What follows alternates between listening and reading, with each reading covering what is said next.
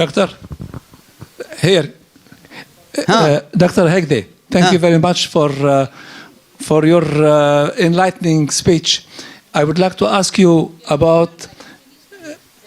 I'd like to ask you about antidepressants for a long time and their benefits, if any.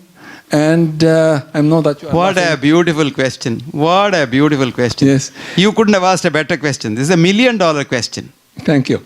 Let me tell you something. When the mind is not in the brain, how can you treat depression with chemicals?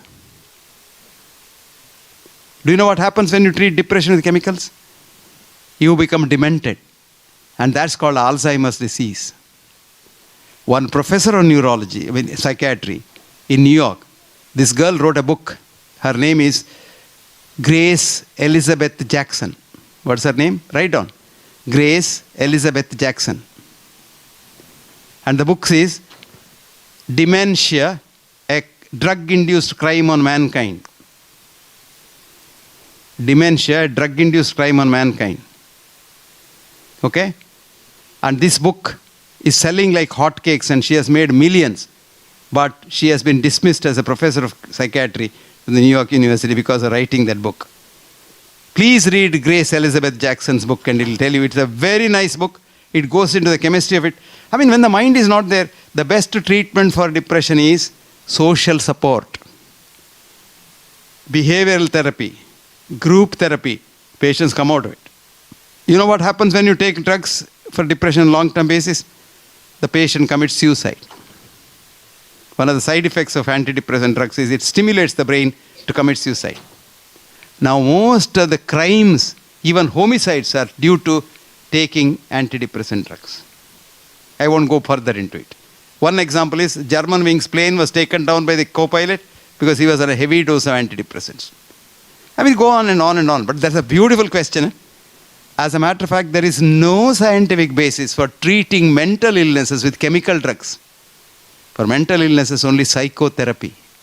For a mind which is not at ease, another mind at ease must set it in ease.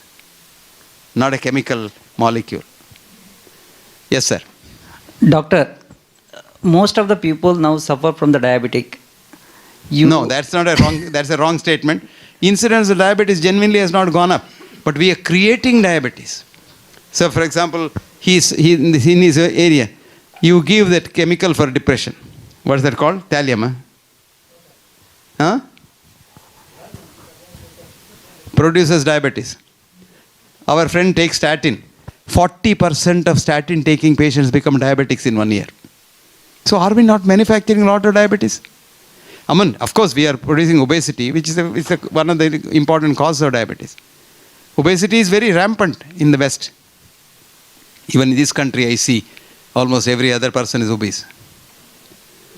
If at all the person already got diabetic, what is the solution? Without medicine, whether they can cure? That is very good question. Very good question. As a matter of fact, if you can control your diabetes without medicine, you will live 10 years longer than a non-diabetic. Did you know that? There's a study, beautiful study, Indian study, which shows that if you control your diabetes without drugs, diabetes can be easily controlled without drugs. Diet and exercise. Diet and exercise. 1 hour walking, 350 calories gone. 350 calories is 7 idlis. 1 idli is 50 calories, 7 idlis is 350 calories. So you walk one day, one hour, so 350 calories gone. It's like, bank balance. You put more money, put less money inside and spend more money, there's less balance. Are you an economist? You're a doctor? Chartered accountant. Chartered accountant. See, that's why I said that. How did I know you're a chartered accountant? You put less money in the bank, spend more money.